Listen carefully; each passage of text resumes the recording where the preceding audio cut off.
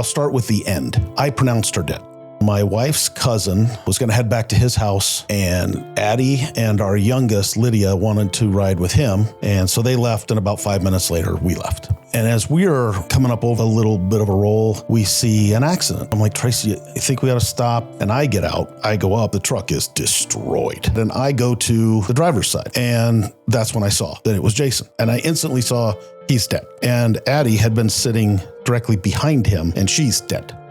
This is the Lost Child podcast, where we delve into the topic of losing a child. These are real stories from real people sharing some of their darkest moments with us and their journey from that fateful experience. We have a guest with us here today, and he's going to tell us a little bit about his story. Let's dive into the podcast. Well, thanks, Dave, for coming on the podcast and sharing your story with us. To just jump right in, can you tell us your daughter's name? Sure. She was Adeline Anna. And was there any specific reason why you named her Adeline? Yes, she's actually named after her maternal, she's named after her great-grandmothers. Okay. Right? Okay. But my wife's, her great-grandmothers, my wife's grandmother. Yeah. And my grandmother. So Adeline is my wife's grandmother's first name, and Anna is my grandmother's first name. Both of them on our mother's sides. Oh, okay. And was it always full name? You called her full name Adeline or Adeline? No, we always called her Addie. Addie. I figured Always it'd be something Addie. Addie. Yes. And did she like that? She seemed to. She never told us no. And was it always like from the very beginning, you just called her Addie? Always. Okay. Always. And I think if I remember right, my wife's grandmother was Addie as well. Oh, okay. Pretty much for as long as my wife knew her. So yeah, I think that was just a natural thing. We never really did anything else. Yeah. Nice. That's a really good short nickname right there, Addie. Yeah. Can you tell us a little bit about Addie? So she was born in 2006. She's our second child. So my wife, with all of our children, all 5 of them, got preeclampsia real bad. So all of our children are emergency C-section babies. Emergency C-section, or after the first one were they planned? No, they were all emergency C-sections, right? Now, after the first one, they knew that when the symptoms started, they had to do it then. The first one, our oldest, they obviously didn't know. Yeah. Right. But they were all emergencies based on her symptoms. Mm-hmm. Okay. And she spent about a week and a half in a NICU. And other than that, though, she just was a normal little girl. She loved to read. I think she loved everyone she ever saw. She hugged everyone she ever saw. Even sometimes people we would prefer she not hug. But that was just her first instinct to always hug. And I mentioned she liked to read. She loved to grab a book, and she would just lose herself for hours in a book. It was really what she enjoyed doing. How old was she when she passed away? She was almost 13. Almost 13. Mm-hmm. About a month and a half before her birthday. And from a visual standpoint, you said it's been 15 years, almost 15 years. Right. What do you remember of what she looks like? Like in your mind, if you go back to a memory, what does she look like? I will tell you that I have a few pictures of her at work and at home right before she passed. Yeah. We were blessed to have gotten pictures for numerous reasons, right around that time. So I really have the image of her right before she passed is in front of me all the time. Yeah. Mm-hmm. Right. So I remember her with, her glasses and her hair mid-length, right? Or brown. I just remember her quite as she was because that's what I see all the time. Yeah. How was she with your other kids? She was probably the protector, right? Mm-hmm. I think because she just loved everyone, that generally speaking, she was the lover, not the fighter of the kids. She always wanted to be involved in everything. But yeah, I guess if you were to classify her, she would be kind of the the protector, the lover of all of them. Do you have a favorite memory with Addie? I do.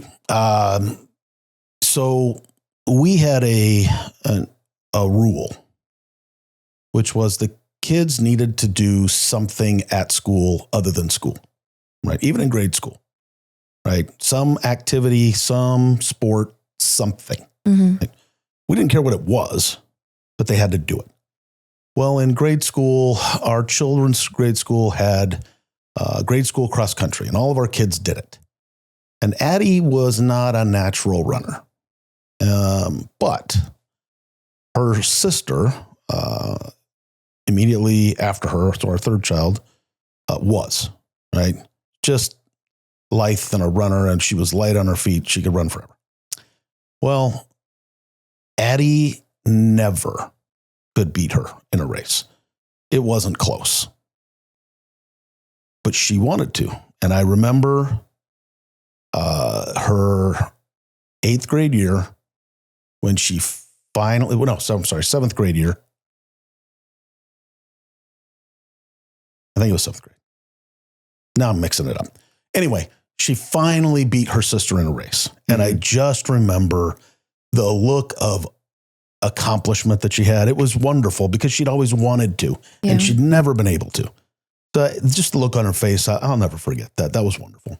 That's awesome. Yeah. Love that. Here's also a reminder to subscribe and follow this podcast on whatever platform you're listening to. Now, back to the podcast. Do you want to tell us a little bit how she died? Kind of get into, if anything, from your standpoint, where you were at, how you found out, everything from your point of view.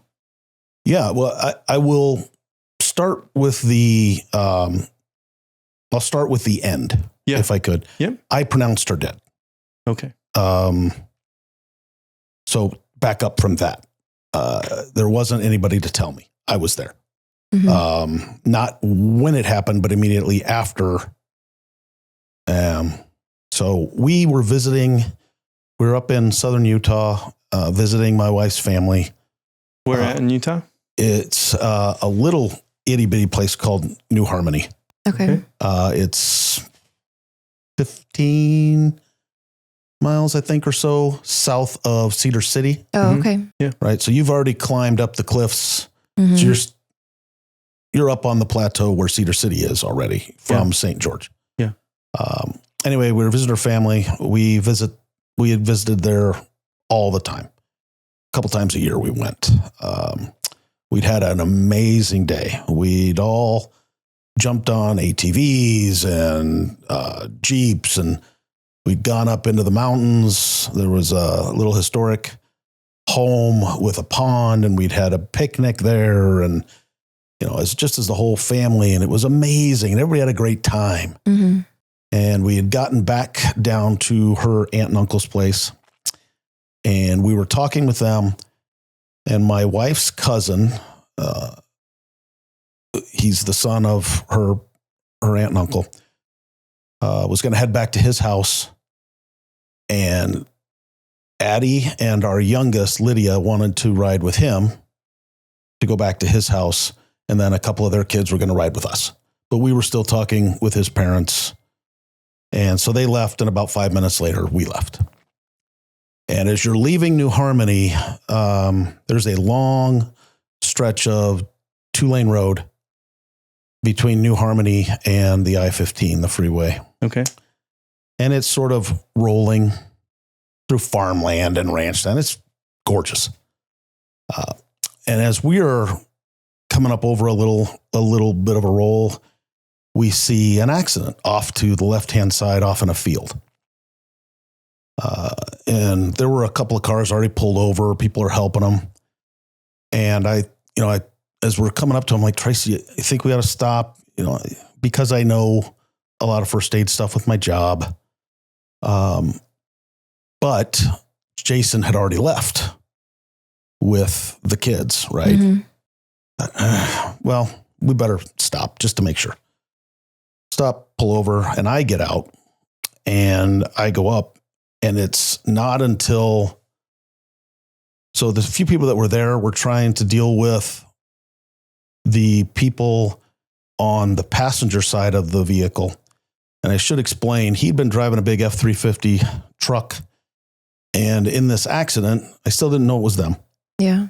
The truck shell, the passenger compartment had become separated from the frame and the bed. So the frame and the bed were on one side. The cab actually So the cab came off of that, was upside down on its roof. Oh my gosh. Probably, I don't know, 30, 40 feet away. And it was a single car accident? Single vehicle accident. Okay. What we found out later is Jason was going too fast. And that kind of gives him, I don't want to give the impression we're upset with him. We're not. We know he drove too fast. That'll be a question maybe we can visit after, though, too. Perfect. So he was driving too fast. Driving too fast. A tire lost blew. control. Oh, a tire blew. Tire blew. He went off. And on the side of this road, it kind of goes down. There's a little ditch. He went down, hit the ditch. They started tumbling end over end. Oh my gosh. And the vehicle came apart. Yeah. Anyway. So you come up on the scene. I come up on that. I get out. You don't know it's them yet. Don't know it's them still. Because the truck is destroyed. Yeah, you didn't realize it was his. No clue it was them. And I'm thinking they're gone. So the people are dealing with the passenger side, and I go to the driver's side. And that's when I saw that it was Jason that was driving. And I instantly saw he's dead. Right? He was dead. Oh, he's dead. Right. And Addie had been sitting directly behind him, and she's dead. Right. It's immediately obvious she's dead, right? And just from your background as a police officer and visiting scenes, you just knew that it was, and the trauma, lights out. Just it's done. It's over. Yeah, right? It's not even. There's the nothing, glimmer of hope. Nothing you can do. It's over. Yeah. Right. Now, I will tell you this, and I don't know if it's going to make a lot of sense. But because of my years in dealing with these types of things, I immediately, I didn't feel anything. I went immediately into cop mode. Your training took over. Training took over, which I had problems with later. Okay. Personally, but it happened. And so I went, I just immediately knew they were gone. Didn't have time to mess with them. The other people in the car needed help. Yeah. And so we're getting them out of the car, and Lydia was screaming. She was very hurt. I didn't understand how hurt at the time, but it was obvious she had suffered significant trauma. And you can understand that from a parent standpoint when a child screams, when they're like, I don't know, there's definitely different screams, right? There's the like, oh my gosh, get away from me. I don't want you to hit me scream of like their brother doing something to him. And then there's the scream of, oh my gosh, like something is wrong. Yeah, it was, well, number one, her leg was pointing the wrong direction. So, it's obvious she has suffered severe trauma. Yes. Right. And we're trying to keep her and the other kids, because there's 3 other kids just beyond her that are very hurt in the truck. 2 of them were Jason's kids, and one of them was the girlfriend of his son. Okay. So all 4 of them that are still alive have suffered severe trauma. And we're dealing with that. And Tracy came up. And Tracy is my wife. Your wife. Is my wife. Okay. So she came up. Because you didn't really come back yet I or did tell not. her anything. And she's like, what's going on? So then she's coming over. So she's coming up. And, I have no problem talking about my many failures in life. But because I was in cop mode, right, and I'm used to giving orders in cop mode because I'm in charge. Yeah. Right. I'm the lieutenant. People do what I say at crime scenes. Right.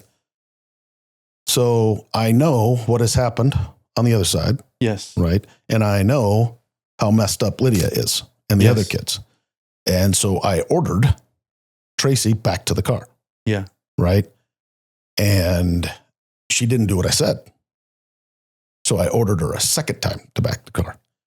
And it wasn't until somebody at the scene's like, hey, man, that I realized what I was doing. Yeah. Right. And so that, that's another thing. Yeah, of course. Man, what an idiot. But I was in this totally other frame of mind. Of course. Someone Not an that's outside of excuse, that just doesn't is. understand what you have, the training that you've gone through, the experiences that you've had, the different scenes that you've come up on would say, oh, that's ridiculous. But somebody that's in that mindset, your training took over. Yes. It's the same thing with her and some of her medical training. If something happens, it becomes, I'm in work mode. I'm not in comfort my wife mode. Right. I wasn't in husband mode. I was in lieutenant mode. Yeah. Which, like I said, I have some issues with that I dealt with afterwards. But, again, it wasn't until the guy tapped me and said, maybe you need to chill out, dude. And to where I figured out I was being an idiot. Anyway, the ambulance came. They were wonderful. Somebody else called? Did you have somebody call? They were already called by the Okay. time I get there. I checked to make sure that they had called before I even went to the other side of the truck and saw what had happened. Yeah. They got there. The emergency response folks from all sides were wonderful. And then they took the 4 away, and Tracy went with the ambulance. By that time, members of the family had arrived. Some of them drove our vehicle with our other children to the hospital. And I stayed there. I don't really know why, but I wanted to stay until Addie was taken out of the car. And there was no need to take her out. Did you want to see? No. You just... I knew I'd seen her. I knew how messed up things were. But I just didn't want to leave her in the car. Doesn't make a lot of sense because she's really not there anymore. It's just her body. I think it makes sense. Just was. So I waited, and they didn't. As a police officer, though, is that typically what you do anyways, too? From like if not, minus your family, if you were called out to a scene, do you stay there until like the truck's removed and like all the people if are I'm in taken charge. away? Yeah, if you're in charge, then you're there, Oh, yeah. right? So Absolutely. I think that makes a whole lot of sense. I also think from a parental standpoint that it makes a lot of sense, too. That's just me. Yeah.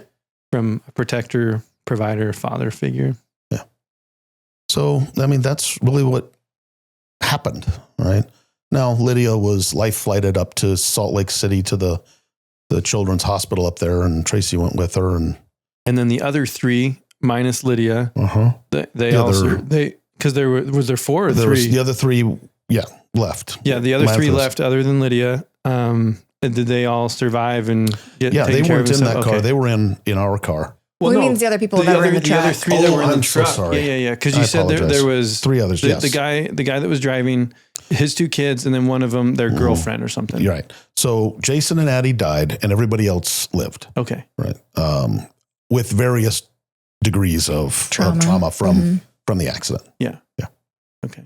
This is different than some of the other scenes that we've seen or instances that people have given us. You have Addie that is now at the hospital. No. Lydia. Lydia is at the hospital, and Addie is being removed from the car, right? Correct. Then what do you do? So once she was taken, and they took her to the hospital. They took Addie to the hospital? They did. Just to pronounce her dead there? No. Or? They asked at the scene if they could take her to the hospital for the possibility of any type of organ harvesting or tissue harvesting. Okay. And I was absolutely fine with that. Yeah, that was never even that never caused me a second thought. Yeah. But they did. So they took her, and then Jason's dad, my wife's Uncle Johnny, and I together had been at the scene waiting. Okay. And then we both together went to the hospital. And did Addie and Lydia go to the same hospital? Initially, but Lydia was already gone by the time I got there. Okay. The minute They'd they already arrived, life flighted her up they there. life flighted her out and loaded her and Tracy and took them out, on a plane, and they were gone. And then, just for my own curiosity, sure, Lydia, her leg was pretty messed up. Yes. Has she like fully recovered in the sense Completely she can walk, recovered. run, whatever? Yeah, completely recovered. We, so Lydia I will probably forget all of the broken bones, but I mean, she was smashed up all over the place. It was just the leg was immediately obvious. Yes. Right. Yeah. But she had bones broken all over the place. Okay. Her lungs were bruised. Up in Salt Lake, they told us at first, we don't know if she's going to live because she was just messed up. Yeah. Right. She was unconscious in a coma for, Oh, wow. I think about 2.5, 3 days. Okay. Tracy might remember better than I do, but I just remember that's time sort of a blur for me. But yeah, for a time, she did not wake up. And then you guys, I assume, went up to Salt Lake and stayed with her there. Yes. So I drove the other 3 up to Salt Lake, meet her there. We have family up there, and they opened their home to us, and they had a really huge home up in Salt Lake, and they opened their home to me, Tracy, our other kids, to my parents, to Tracy's mom. I mean, they just like, bring everybody. We're fine. Well, at this point, were you like, well, obviously you're worried about Lydia, but then you're also like, okay, what are we doing about Addie? Yeah. So what did you do about Addie? Here's the thing, and I don't know if things are different now, but when we left the hospital to drive to Salt Lake, because we left that night, she wasn't there anymore, so we needed to get up to Salt Lake. They called me 5 or 6 times, asking permission to harvest parts of her. Yeah. Right. And I kept telling them, and eventually I got kind of mad. I was like, take what you can, take what you need. We're fine. Oh, because they kept asking you for specific each individual things. part. Each individual thing they would call and ask. And I don't think they do that like that anymore. The way that it happened with us, because we had the same experience in the sense that it was shortly after. Right. They called us and they said, hey, I'm sorry this has happened, but since this has happened, here's the opportunity that we have. And essentially it was, they asked us about all the different things. They said we could take parts of her heart. We could take some of her eyes. Parts of her knees or something, her legs. Yeah. Did they ask you about long bones in the legs? No? She was also only 6. Okay. And she only had 1 leg left. Yeah. I just had never heard of it before when they asked if they could take the long bones of the thighs. Yeah, I didn't even know that was a thing. Yeah. So I wondered. Yeah, no. But, so they just explained a couple different things, and it was essentially a one-time yes, and then they did their stuff. It wasn't a repeatedly call back. Can we now take this? Can we take this? Can we take this? So I'm glad to that hear is that. annoying. Yeah. But I appreciated the fact that they were trying to follow the rules, if those were the rules at the time. Of course, yeah. As annoying as it was, I know they have rules, and you try not to get mad at people for following the rules. Yeah. At least I tried not to. Yeah. But anyway, that happened, and she was taken to a mortuary. I was one of the favors that I called in, and I called in a bunch, because we could not get her because we were in Salt Lake dealing with Lydia. But we couldn't get her back to Phoenix. And you wanted to have her buried here? Oh, yes, absolutely. And so I called my brother and my youngest sister, and they drove up together and got her and drove her home. Yeah. Really? Yeah. Interesting. They did. It was amazing. And then did they take her to another, like a funeral home or something? Do you need some water? No, I'm fine. Okay. You apparently can't breathe spit. It doesn't work. Yeah, they took her to a funeral home here. Okay. We already knew what funeral home we wanted her to go to. Those arrangements were made. Okay. We just had to get her there. Yeah. And so that was a favor that we called in. I make it sound like it was some great, they were happy to do it. Yeah. Right. But it's still a something. still a sacrifice on their end. And do you ever want to be in your it's position not where you're normal. like, hey, can you please come pick up my dead daughter. Like Right. that's That's Yeah. not normal. That's not a phone call you ever want to make. No. Right? No. So you said at the scene that you jumped into cop mode. Yep. During that day, while you were at that scene, did you ever snap out of cop mode and like break down or get into, oh my gosh, this is actually my daughter? Did that happen? Yes, but probably not the way that anybody would think. Okay.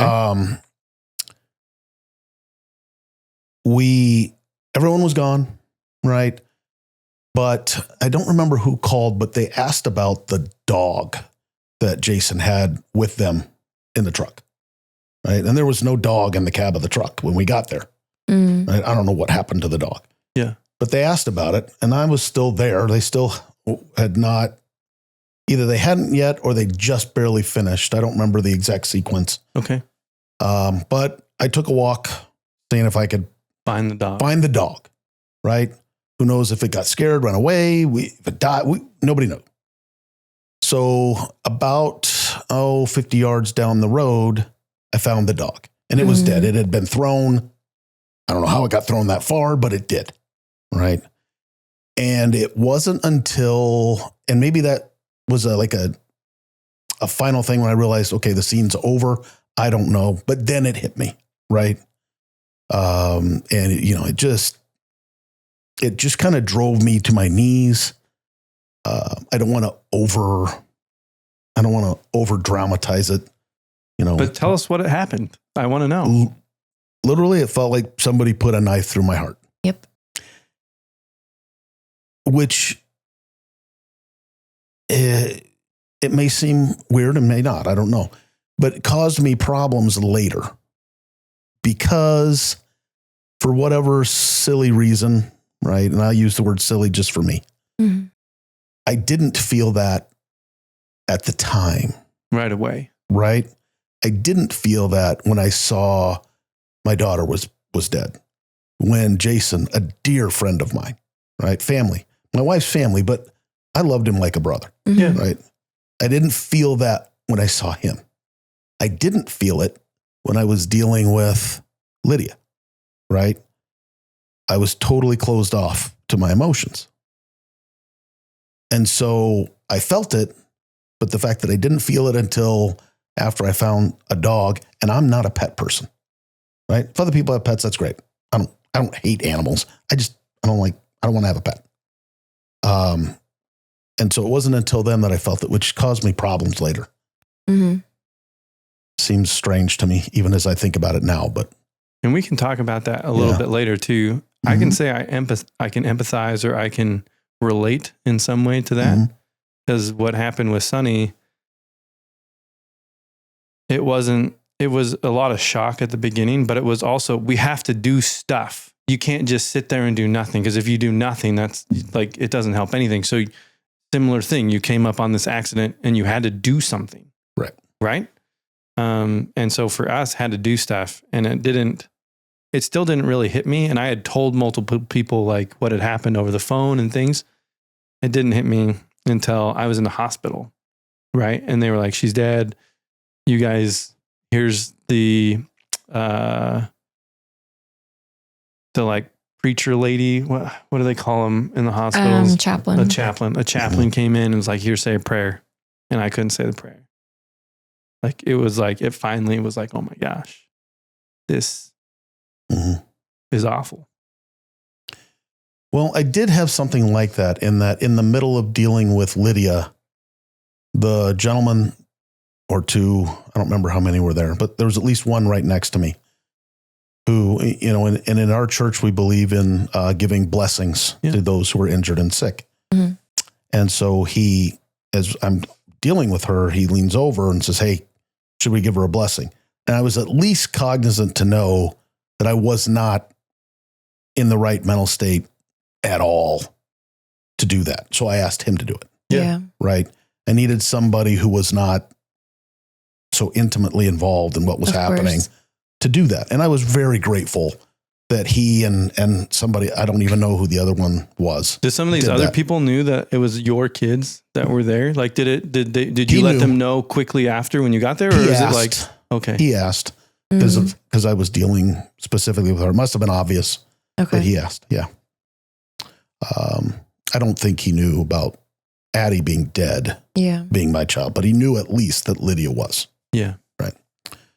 So, like you, I mean, I knew that it needed to happen, but I also knew that I was not in the right place to do it. I don't know how I could make that judgment while I was still in cop mode, but I did. So how long was Lydia then in the hospital? And then how long afterwards were you able to do Addie's funeral? Let's see. The accident collision happened on the 28th, and we did 28th of what month? of July. Are you serious? Yeah, That's when Sonny died. I didn't know that. Yeah. Hey, Lost Child Podcast family. If you love what we're doing here and want to support us, we started a Patreon account. It's a platform where you can sign up for a monthly subscription to help support our podcast. In the video description, you can find a link to our Patreon account. For as little as $10 a month, you can help support the Lost Child Podcast to help share these stories with the world. So please help support the podcast and help support us by visiting the link in that video description. We thank you. Now, back to the podcast. And another day. person that we just interviewed about a month and a half ago, their daughter Also died. essentially died on the 28th, was pronounced dead on like the 30th, but or she was basically dead on the she was dead on 28th. the 28th. I think we ended up doing the funeral on the 10th of August. So we're up in Salt Lake, and we need to get Lydia back to Arizona, right? To Phoenix Children's is where we want to take her. But they were telling us it's going to cost $50,000, $60,000 Oh my gosh. for a medical flight Yeah. to get her home, right? And, insurance is like, no, Yeah, she's in a perfectly fine hospital, exactly. right? There's no reason for this, but it was a reason for us, Yeah. right? We wanted to go home. Yeah. First.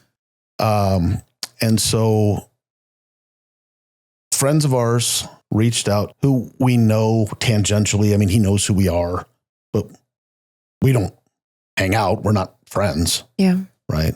And he flies his jet.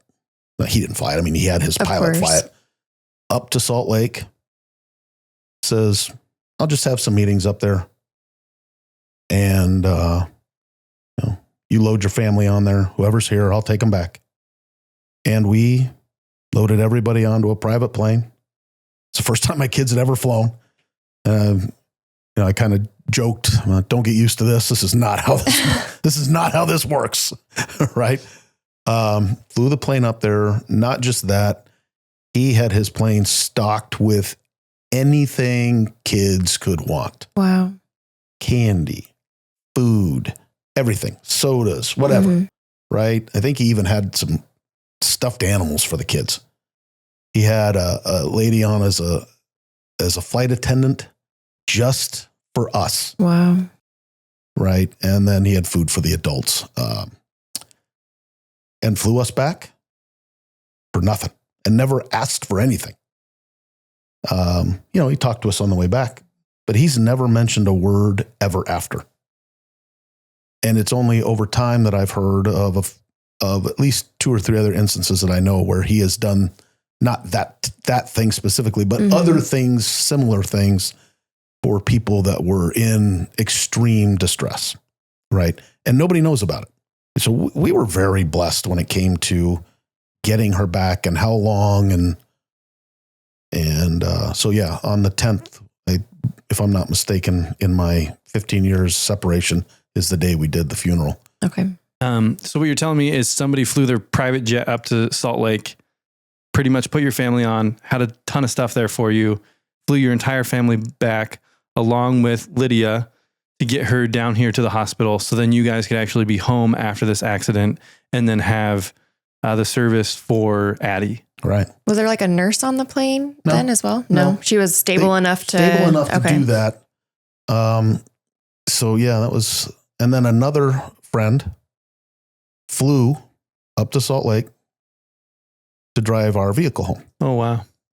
so that we had our car. Mm-hmm. And and we were met at the airport by family, and we were just incredibly well taken care of. It was amazing. It really was. And I know that not everybody or even most people have that happen, but it was a great blessing. When you guys got back to Phoenix, were a lot of people coming over to your house, or did you tell people to stay away, or how'd that work? Do you remember? So while we were gone, after this happened, my sister-in-law came up and stayed at our home because the word got out real quick. And so she stayed there to make sure people didn't bother the house, right? That was nice. We had people coming over. I mean, I think we had more food than we could imagine. Mm-hmm. We never could eat it all. Yeah. But yeah, we were well taken care of. While we were dealing with this, the compressors on our air conditioning failed. Oh my gosh. And our neighborhood pooled money and replaced the compressors on our air conditioning systems. Wow. While we were gone, right? We were never home for it, but they did it. Right. So yeah, I mean, it's just, I'm forgetting over half of what people did for us. It just was incredible. How long did that last for, that people did stuff for you? Months. Right. And people, it got to the point where we had to start kind of saying no. Yeah. Right. Because people wanted to do stuff for a long, long time. But as we were finally home and being able to deal with stuff, there was a point at which we're like, no, we just need to deal with this and not have so many people involved. Did it ever swing all the way to the other side where no one was really helping? You were kind of doing your own stuff, and you got to a point where you're like, I really wish that I could have some help right now with something? I never felt that way. Okay. No. I really didn't. I will give you a funny story. The morning of, or at least I think it's funny, the morning of the funeral, my wife's dog was barking like crazy. And it was real early. It was probably 5:30 in the morning. And I was not in the best of moods. Yeah. Right. I probably yelled at that dog down the stairs 15 times to shut up. Finally, I couldn't take it anymore. So I go downstairs. It's in the backyard. And there was a reason it was barking. The pool filter housing had split. Oh, wow. And so the entire pool had emptied. Oh, no. And was now in our backyard and getting ready to come into our house. Oh, my gosh. Right. So nothing in the pool, but everything out of the pool. Right. And I guess I shouldn't say everything was out of the pool. It was still pumping. A lot of it. Most of it was gone, and it was raising and coming into the house. Right. And it's the morning of the funeral, and I've had it. Right. It's like the last that I want to deal with. And so I called a friend and I said, hey man, I need help. Right. And he was a church leader, and was involved in getting everything ready for the funeral that day. So he had plenty to do. Right. But, he dropped everything at 6 a.m. and came over, and a neighbor came over, and seemed like forever, but however long it took, we broomed water from my backyard. Oh my gosh. Down the driveway into the gutter. But I was telling him, I was feeling a little bit like Job, and he stopped me and he says, you're not like Job. You're like Noah. Like you turkey. You turkey. That is funny. But it was just what I needed right then. Yeah. I like that. Yeah. So anyway. So how did you feel then after the funeral and everything? How long, or I guess, how are you feeling like right after the funeral and kind of like trying to get back to normal life? Like how soon did you get back to work? I went back to work after 2 or 3 weeks. Took 2 or 3 weeks off. Okay. Went back to work. Was work helpful? No. And not to say back to normal life, because life is never normal again. No, but never to find is. like a new, I hate don't that know. phrase, new normal. But yeah, I don't like that anymore. Like I what- don't like that either. you kinda- I don't know how to pronounce. I don't know how to you have word to get it. out of whatever the state is that you're in, of the numbness and the I can't really do much, and you have to begin walking because time pushes you forward, right? Well, and I've got a then, wife and kids, right? Yeah. I Exactly. cannot shut down. yeah. But that's also a problem. Yeah. So then you're getting back into your career, which is being a police officer and coming up on scenes. So Right. I would imagine that would be very difficult. Or no, did you not? Or was that not? Oddly enough, no. Okay. But so at the time I worked, my shift was a night shift. Okay. So I worked 9 at night to 7 in the morning. And that was a problem, right? Because Why was that a problem? because I wasn't awake for my family's life, right? I was asleep. I had to sleep during the day. And so another thing that was done for us is after a few weeks, I went to a commander that I worked with on the department and I said, look, I know that you can't make exceptions for everybody. I get that. And if you can't make an exception for me, I understand. Yeah. Right. But if possible, I have to get off night shift. It's going to destroy my family right now. Mm-hmm. And so he talked to an assistant chief that I used to work for. He'd been a commander over a precinct I worked in as a brand new cop, and another assistant chief. And the three of them worked it out. They found me a special job. And so they got me on day shift. And I think it really helped to save us. And they did not need to do it. Yeah. Mhm. Right. It's just another example of where people went out of their way for us. And I'm nothing special, right? It's not like they thought, well, we can't lose this employee, Mhm. but they just were nice and caring enough to do it. So how long were you doing night shift before they switched that position for Oh, I think it was only 2-3 months before they were able to find something you? Okay. and move me to it. And they let me stay there for 10 months before some changes on the department and I had to be moved. But that 10 months we needed really bad. And so it was great to have.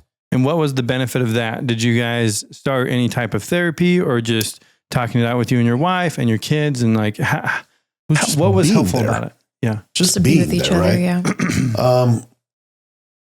So if I could back up a little bit, I don't know how it was for you, but for me, as the dad, right, and the protector and the provider and the, all that other macho baloney, I just felt like I needed to be the rock for everyone.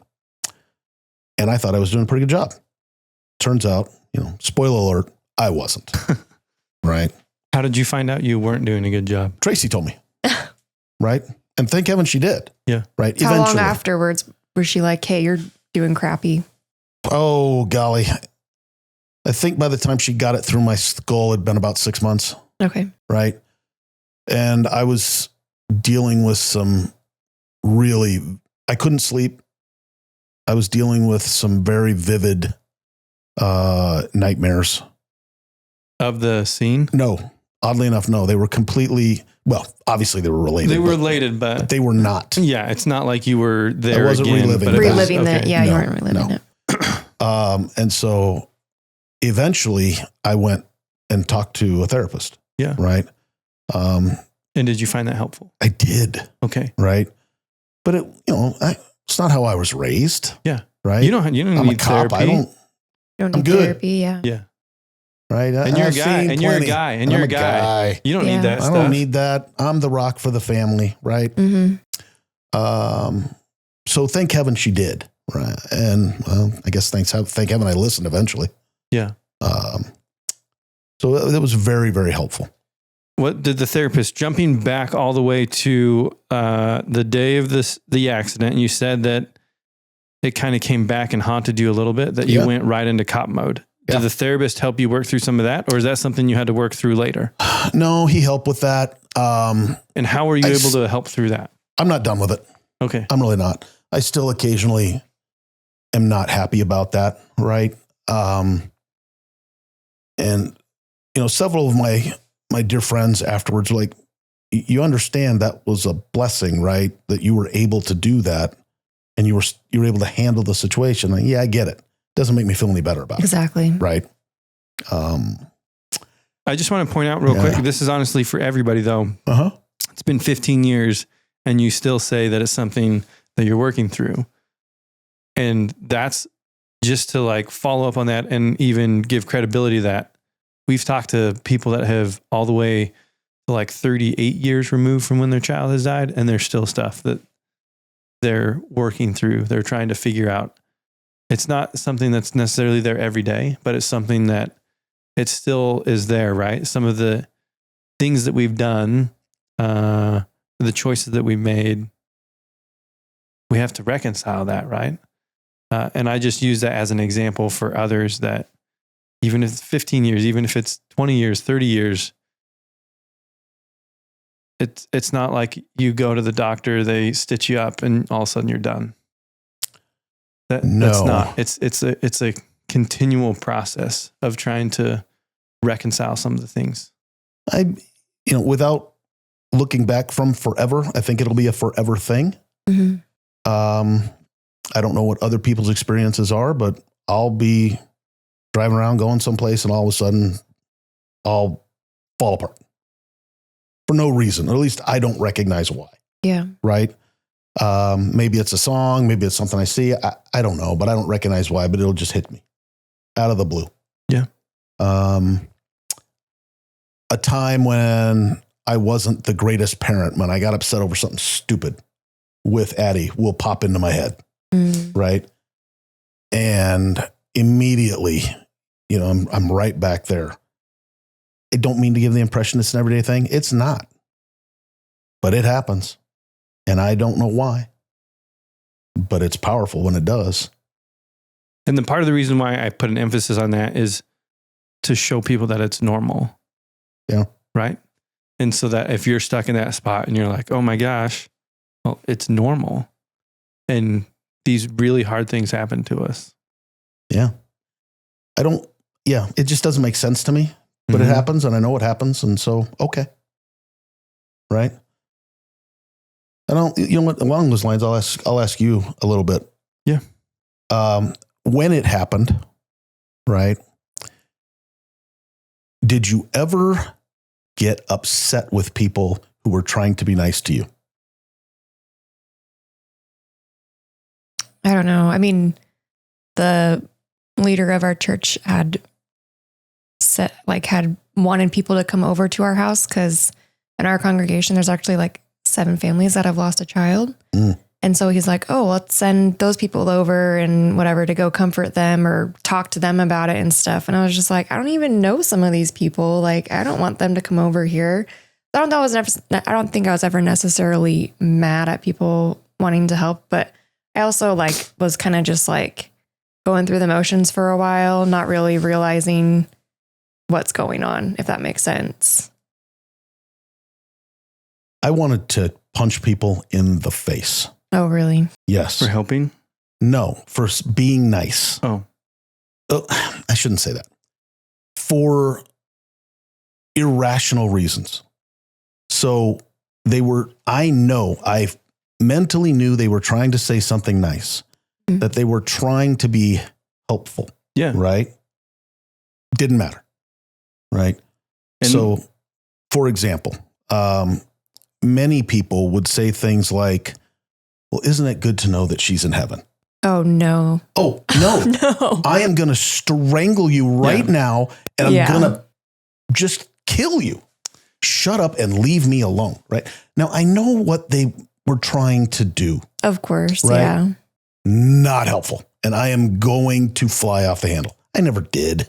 It's just an internal thing. So we actually had my early society president. She also has lost a child, and she was over, for a lot of time for the first little bit. And she and some like other people also came over and they told us, you're going to need to give grace to people because they're going to tell you stupid stuff. But you have to just realize that they're coming from a good place. They're trying their best, but they're going to say stupid stuff to you. And so that kind of helped us, at least for me, get into a place where I'm like, okay, I know that people are going to say stupid things to me. I just have to let it go and be fine with it.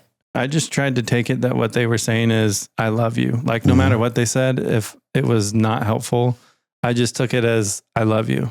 So I was like, forget what you said. All I heard was, I love you. Right. Yeah. But there were definitely things that it's like, you should never say that. And I hear we go to groups, some group therapies and or group sessions, grief sessions, and people say the same thing. People say things like, well, at least you have other kids. Well, at least you got 13 years with her. At least this, like, and you're like, hey, hold on. Even maybe 15 or 20 years down the road, maybe something like that might actually be somewhat helpful. But right in the moment, not at all. It's not helpful. And is until you experience what we have experienced, you don't really get that because you're just like, oh, a gospel truth or this like nice saying or whatever. It's like, that would be helpful in that sense. It's not. No. One of the sayings I like to say on this podcast here is within the scriptures, it talks about mourn with those that mourn, not counsel to those that mourn. Right? Yeah. And I think there's, I guess I'm preaching to the choir, but I did not understand that until this happened. Right? Yeah. I didn't get it of either. Of course. No, yeah. Right? You wouldn't. But I have an aunt and uncle who lost a little boy at 3 years old. And obviously in hindsight, it was a blessing to be able to talk to them, but we've spent some time talking to them prior to Addie dying.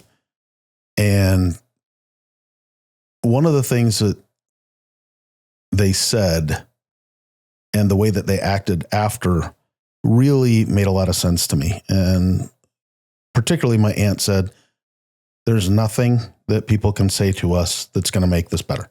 Yeah. Right. There's no phrase. There's no religious truth. There's nothing that's going to make this better. She said, the only thing that helped me was when someone would come up and say, I'm really sorry. And that's it. And even in talking to them, I didn't understand. I get it. Right. Tell me you're sorry. Tell me you love me. Tell me you love Daddy. That's awesome, right? And that's it. I'm good. Yeah. I don't need anybody's grief. That's not how I'm programmed. But if you want to say something, I'm sorry. And that's wonderful, right? Maybe there are people that need those sayings. I don't know, but like you, I gave him the grace because I didn't punch him in the face.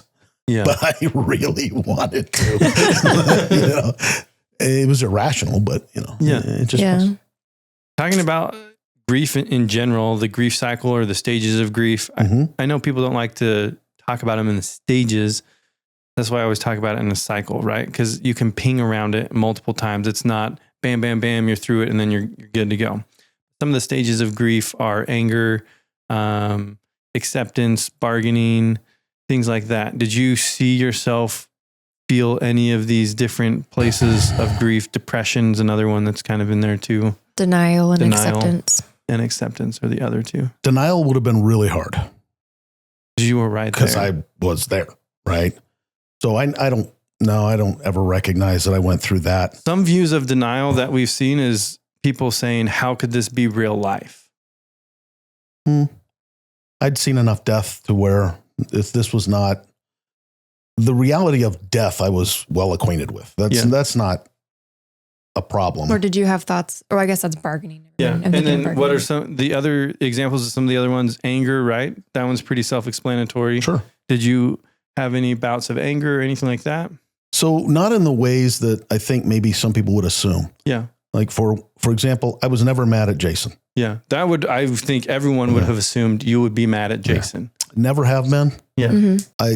I'll say again, I loved him as a brother. He wasn't even my cousin, but I love that guy. Yeah. Do I wish he hadn't been driving fast? Yeah. But I also know he liked to drive fast. Yeah. And I knew that beforehand. Yeah. Right. So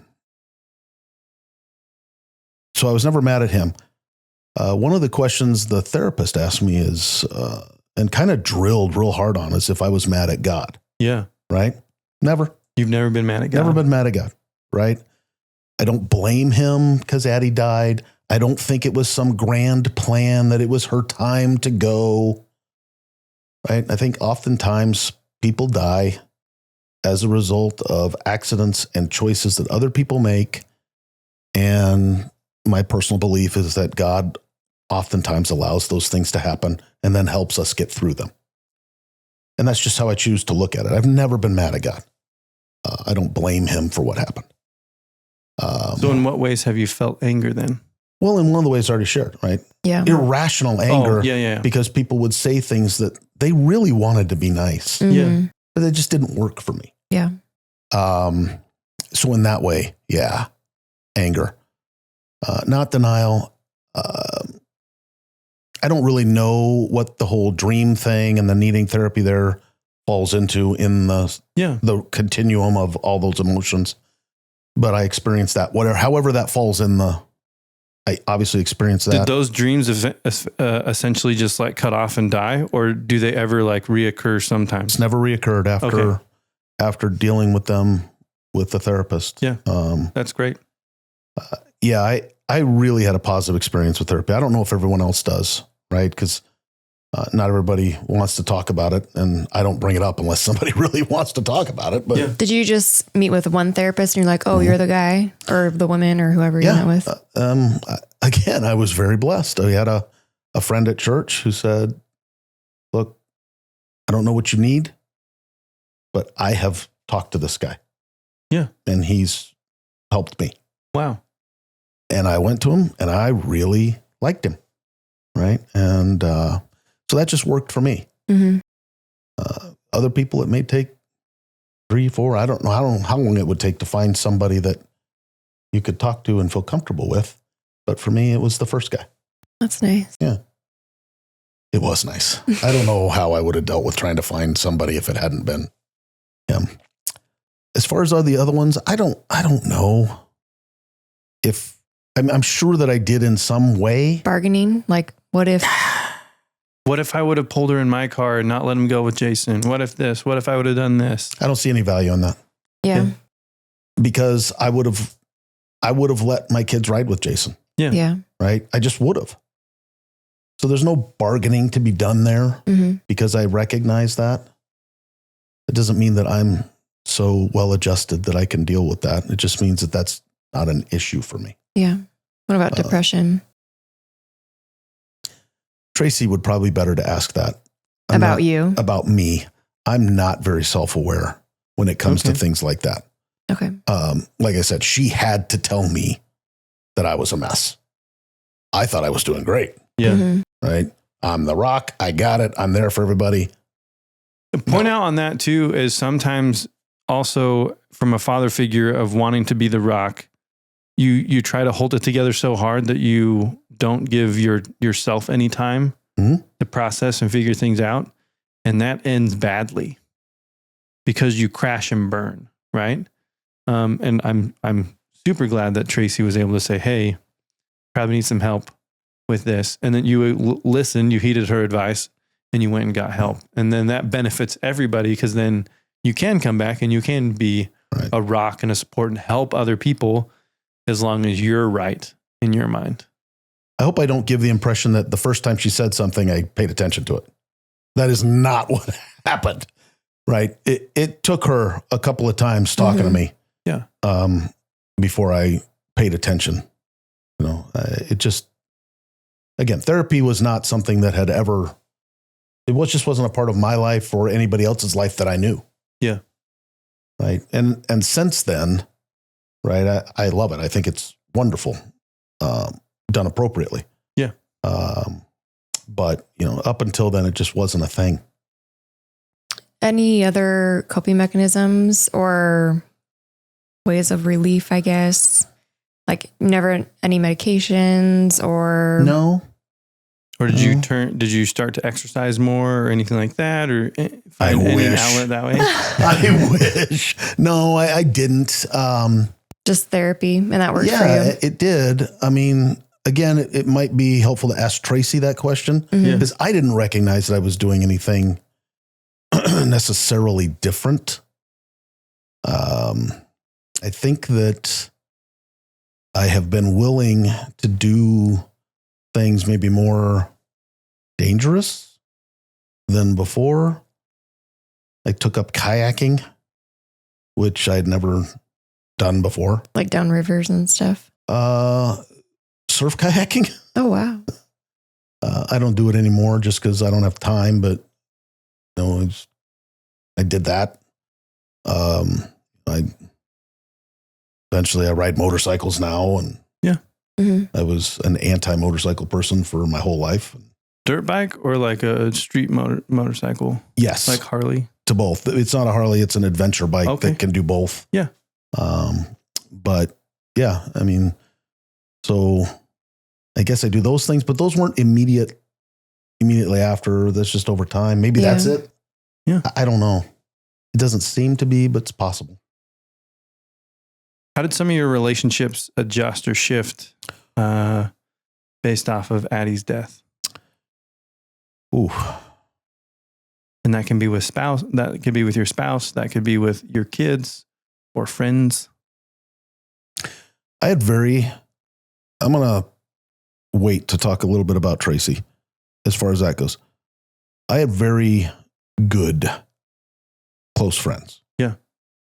Who were very supportive, but also not intrusive.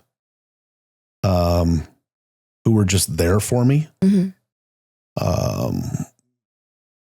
And, if I wanted to go out to lunch, they went out to lunch.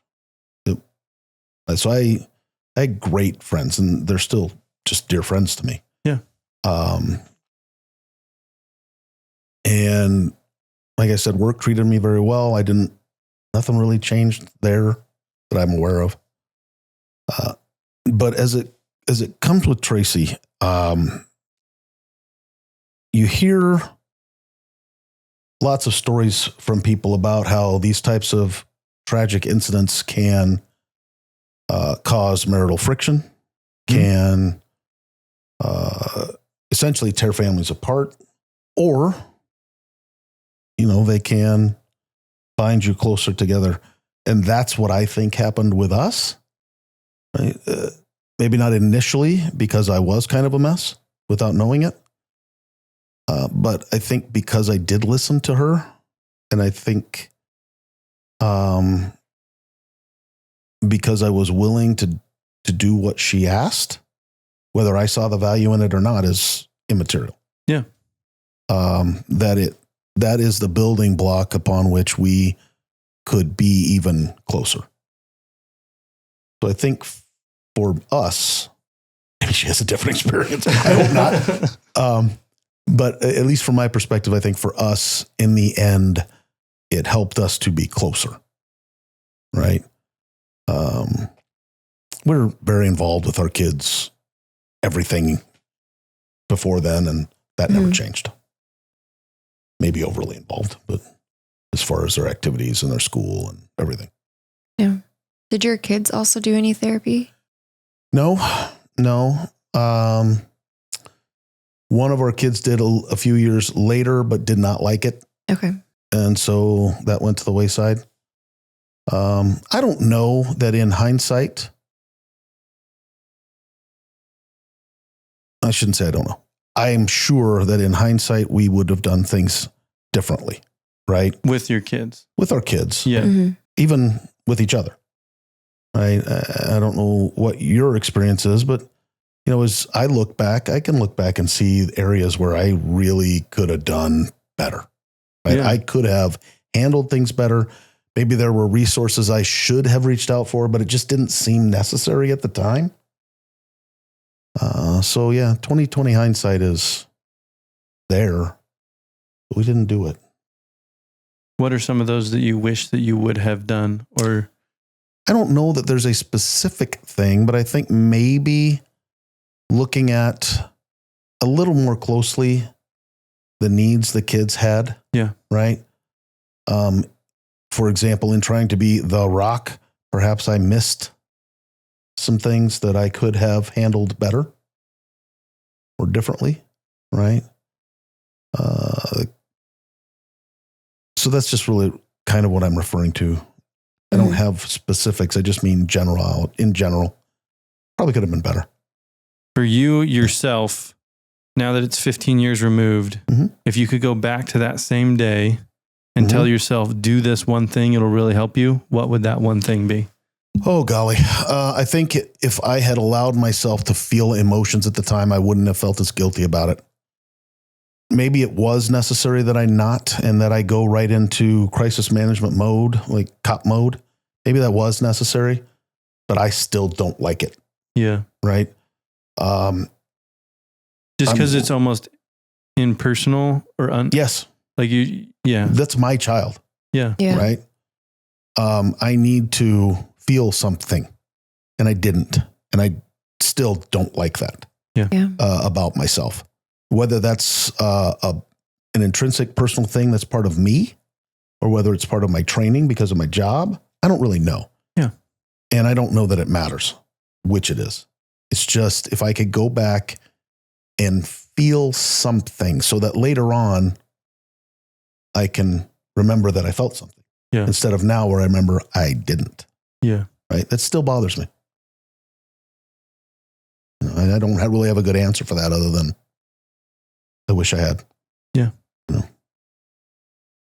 I will say this. I guess I've left this part out, and I think it might be helpful to somebody. So the worst thing, and Tracy may have another memory that's the worst for her, or maybe she doesn't, I don't know. But the worst thing for me was when Lydia woke up and I had to tell her Addie had died. Right. It just was horrible. Right. And we were together. Tracy and I were together. I think we asked everyone to leave the room. I think. At least that's my memory. I hope I'm not misremembering what happened, but I think we did. And we told her, and that was terrible. It's still terrible. I don't like that memory at all. I can relate a little bit on that one. She was getting interrogated. Her parents showed up, walked into the hospital room that they had me in, which is not where Sunny was. And Loretta keeps going, "Where's Sunny? Where's she at?" And I said, "She's gone." Like she's, as in, we can't see her anymore. And they're like, "What do you mean we can't see her anymore?" All these other things. And it finally clicked that they didn't know that she was dead. And then I had to be the one that was like, "No, I can tell you don't see that right now. She's dead." And they just like fell to the floor. And then again, probably 5 minutes later, they're now in their like, "Oh my gosh" state. And her brother shows up. "Where's Sunny at?" And so literally like five minutes later, after I had just let somebody know she's dead and just see them essentially crash to the floor, again, her brother. And I was like, I can already tell you don't know yet either, but she's dead. Poof, same thing. He just like falls to the floor. Yeah. Horrible memory. Those are terrible. My parents, so after everybody was taken to the hospital, I called my parents. And, I'm out in the middle of nowhere in southern Utah. Yeah. The reception's terrible. So I'm telling them, right, it's been a terrible accident. Addie's dead. And Lydia's at the hospital. What they heard was that they were both dead. So they got on a plane immediately and flew to Salt Lake thinking that both of them were dead, right? And so for them, sort of a happy thing. That's not the right word. I don't know how else to say it. But it's a pleasant surprise to find out that their granddaughter wasn't dead. Right. Though one was dead, but they thought they lost two and then they really only lost one. So there's a net positive to that experience from where they thought they were. Right. So that one was strange, right? They handled it very well. I felt terrible that I hadn't, the connection was so bad that I'd put them through that. But yeah. Mm-hmm. That was the worst. I'm sure other people have various versions of that, but if that helps anybody, it's not good. And I don't know anybody that's had a good experience as they've shared it with me, telling people. Anything else you would like to share with us? Not that I want to give the impression that there is no hope. I mean, it just is a life-changing thing. And in 15 years, it hasn't changed that. Yeah. Right. And like you said, you've talked to people, it's been much longer and it hasn't changed for them either. But I wonder if there's not, I'm slowly coming around to the view that that's a good thing. And I don't know if anybody else will agree, but maybe for me, it's a good thing that it doesn't ever, that hole is not full, that it never will be full, at least not here. Yeah. Right. It just, maybe that's good because it keeps the memory fresh of her and doesn't fade away. Yeah. Hopefully that's right. I don't know. With that, honestly, thank you, Dave, for coming on and sharing your story about your daughter, both Addie and Lydia, in that accident. And that's crazy that she died on the exact same day as Sonny died. And we're so sorry that ever took place. Yeah. And I'm so sorry for you guys too. It's just. Thanks for joining us on the Lost Child podcast. If you enjoyed this, please subscribe and remember, shine bright, and we'll see you in the next episode.